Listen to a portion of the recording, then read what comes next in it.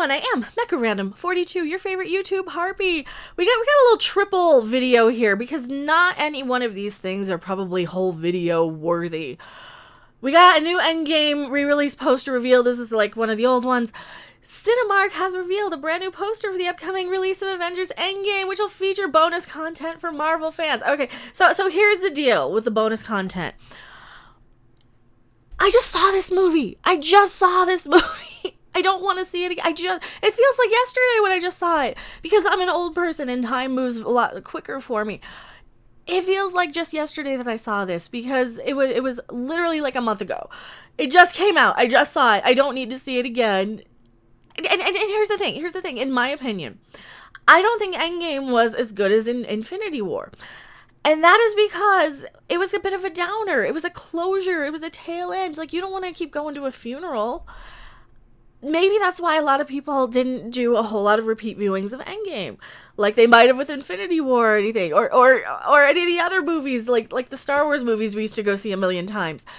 Maybe people just got bummed out at this one, and they didn't want to sit there and say goodbye to, spoiler, say goodbye to Tony, or maybe we didn't want that. Or, of course, Black Widow. We didn't want to say goodbye to these characters, and it's going to be a tough sell to get people to sit through that again, especially. Here's this thing going around. We have this thing called franchise rot that people are talking about. I don't think that's necessarily the thing. I think that they're treating every single movie that comes out like it's going to be a huge blockbuster. And then they fan bash and say, oh, you're not politically correct. This movie wasn't politically correct enough. That's why it failed. It's like, no, because you keep releasing the same movie literally or figuratively. Like I'm getting to in a second here. But this is literally the same movie you're releasing with what? Even if it's got a half an hour of new stuff, it will be on YouTube. I guarantee it. The day after this, like the day this drops, it will be on YouTube. All the extra stuff. Somebody will have it clipped and then they'll take that down because they'll get struck. And then it'll be off on those sites. You know those sites. And then you will be able to see this. You will be able to find this if you want without spending another $20. It's like, dude, I still have this like right here. And yeah, I've got gum in there and stuff. I still have my Endgame popcorn bucket, like, here, handy. I haven't gotten anything new. There hasn't been another big, huge blockbuster tie-in since then. I mean, maybe Godzilla, but they weren't treating that one like a huge blockbuster. And like I said, I just saw this. I saw John Wick 3. I just saw Godzilla. I don't want to see this again. I don't think I want to see this again anyway. And that's the type of thing with me in the Marvel movies. I rarely rewatch them, because they are kind of long, and I kind of don't have a lot of time, and I've already seen them, and they're pretty fresh in my memory. I don't need to see the same movie again, and this is one of the problems why I won't be seeing Endgame in the theater again. I don't want to sit through a movie that doesn't even have all my favorite characters, and that's probably why I scored it personally lower, because, you got characters like Spider-Man and Doctor Strange who do a lot more for me as an audience member, than the core main Avengers that were left in this movie. And as much as I like Thor, as much as I like Iron Man, as much as I like Captain America, I just like Doctor Strange and Spider-Man a little more, and having everybody I really, really loved in the first movie dusted really was a downer for me to sit through. And I think a lot of normie and casual fans, a lot of people who kind of come in and sprinkle in later, also kind of feel like, okay, I prefer the Guardians of the Galaxy, or I prefer, Doctor Strange, or I prefer Spider-Man, or even like what they did with Thor from Ragnarok. They prefer funny Thor. And that's okay, like the movies however you like them, but I just, for me personally, I'm not gonna spend another $20 to see Endgame. I just saw it, and it's not the type of movie I'm gonna rewatch anyway, because it's a bummer. I don't want to be bummed out. I want to be excited. I want to be entertained. I want to be like, oh my god, that was so fun. And these movies aren't even very fun sometimes when they're such downers. There are amazing moments in Endgame. I'm not knocking Endgame. Please don't think I'm knocking Endgame. It's just not nearly as fun as like watching John Wick or some of these other movies that are coming. Here's the new poster, by the way. Here's the new poster. The thing is, I've seen this literally, and the other two I'm going to get into in a second here, I've seen figuratively so many times, just time and time again, that I'm far more excited for sitting through the Banana Splits horror movie, to be honest, because I've never seen that before. I've never seen beloved family friend. That'd be like Scooby-Doo going on a murderous rampage. I've never seen that before. I've never seen that before. But what I have seen is Endgame, right? So yes, and this is coming out just days prior to the theatrical release of Spider-Man Far From Home. I would rather, and I know they're doing it because there's so much stuff that happens in Endgame that they're, from what I'm hearing, they're explaining away in Spider-Man. I am more excited for Spider-Man, like legit more excited for Spider-Man, because I like watching him on screen. I think he's an entertaining character. He's got charisma. He's fun. Superheroes should be fun. These are guys who wear like underwear on the outside of their tights and capes for the most part. I don't want to be bummed out watching them on screen personally. And I get it that, you know, it's wonderful that they can kind of achieve this heavy, dramatic, cinematic stuff in movies where guys wear their underwear on the outside of tights. That's really, really fascinating to me. So I don't want you guys thinking I'm knocking it.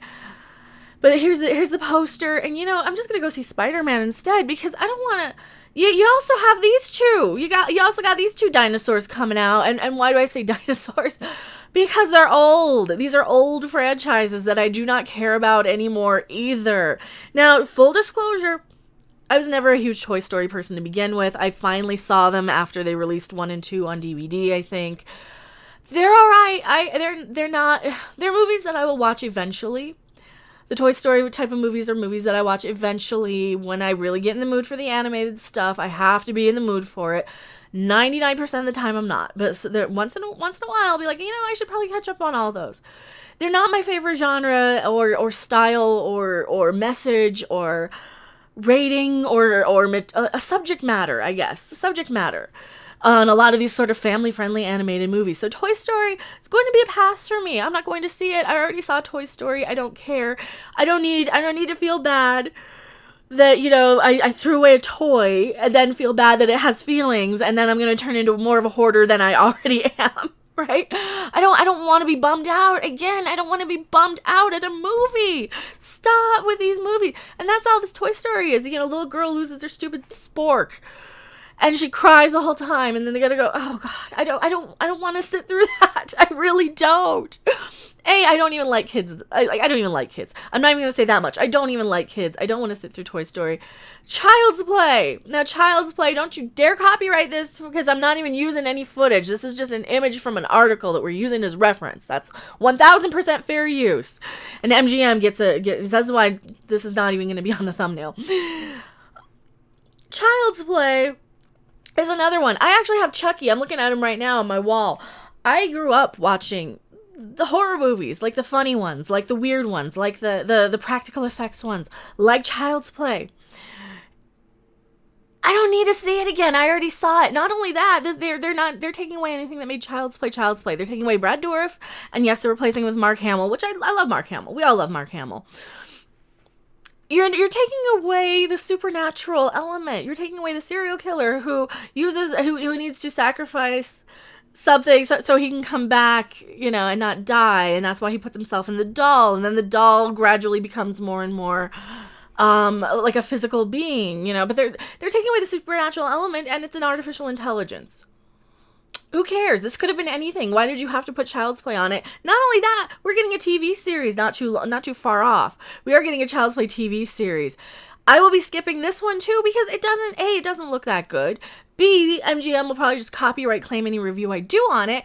And C, I've already seen it. I saw Child's Play in the theater when I was 9 years old, I think. I want to say I was about 9. I was either 8 or 9. I saw it in the theater. I don't need to see a remake of it. I can go and get any box. I can go to Walmart and buy a box set if I really want to see it again, if I want to see all the originals again. I watch them every now and then. I do watch them every now and then. It's been a while since I've seen them. And like I said, I literally have Chucky on my wall, you know, playing poker with Michael Myers and Jason Voorhees and Freddy Krueger and Ghostface. And yeah, I'm a horror movie person. If anything's going to get my butt to the theater, it would be a horror movie. But like I said, I'm more interested in the Banana Splits horror movie adaptation of their franchise than this, right? What does this article even say? Toys have taken over movie theaters this summer. In one corner, we have Toy Story 4, a charming continuation of Cowboy Woody's journey, blah, blah, blah. Who cares? And now, thanks to a spork named Forky, also trash. And another, we have Child's Play, a reboot of the popular franchise about a murderous doll. Again, who cares? Who cares? See, and now he is just, now he's Alexa. Now he's Alexa. You could make a freaking Alexa movie where Alexa goes crazy. Alexa, play Creeping Death by Metallica. And sometimes I make people's Alexas go off. Why didn't they make that movie? Why didn't they make a killer Alexa movie? Why?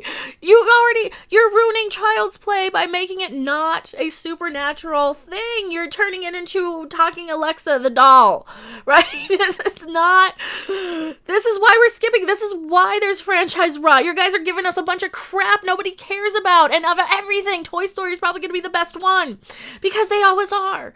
That will probably be the best one out of all of these. You know, how many of you guys are really genuinely excited for that? I know a lot of you guys are, and just because I'm a curmudgeon on animation, I get you guys like it, right? I don't care. Yes, Child's Play is technically a remake, but it's also wildly different. Nobody cares. I don't want to see it because you're going to ruin Chucky for me. I've already seen Chucky, and you don't need to just change exactly everything that made Chucky to make me watch it. That's like all of it. That's like all of it. This turned into totally a rant, and I did not intend it to turn into so much of a rant.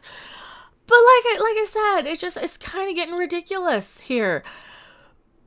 We've already got these. We've already got these movies. Give us something we don't have, and then people will come. That was why the Marvel Cinematic Universe was fascinating, right? So what are my predictions on this? I think Endgame's going to do better than I think. I don't think it's going to do terribly. I think a lot of people might drop their kids off at a matinee, go in, see it, and then they'll go over and see Spider-Man or something, and that's fine because it's summer and kids are out watching movies. I don't know if I would drop a kid off at Endgame though, because it's a bit of a bummer, and B, it's kind of long. It's a little bit not a kid's movie. And that's another thing with these movies. They're not super family movies in a lot of these instances. I don't know. Tell me what you guys think in the comment section below. This is much longer of a rant video than I anticipated, but yeah, I'm kind of at the point where I've already seen this. We got this already. Can we move on? But no, they just blame us for being racist, or they blame, this movie wasn't politically correct enough. So, like Scott Mendelson in the Forbes article. Go watch that video. I just released that one last night. They're not family friendly, or they're not politically correct enough. They're not politically correct enough to make a lot of money and be blockbusters. No, you just made a movie that nobody really cared that much about, that looked alright, but didn't look that great. And then you slammed Endgame again, and then Toy Story, and then Spider-Man. We got too many movies. We aren't endless bags of cash to go and see everything. This is why I don't see everything, even for the channel, because I just can't. But thank you guys so much for watching. Tell me your thoughts in the comment section below. I am Mecha Random 42, PO Box 1566, Loveland, Colorado 80539. And as always, I will see you on Minute's Edge After Dark on Creepy Little Book. We're planning a super special Jackbox tonight, so please join us in that. We play like trivia and funny quip games, stuff like that. And as always, I'll see you guys later. Bye! Thanks for watching. If you liked it, make sure to hit that like button. And if you want to see more, don't forget to subscribe. See you in the next video. Bye!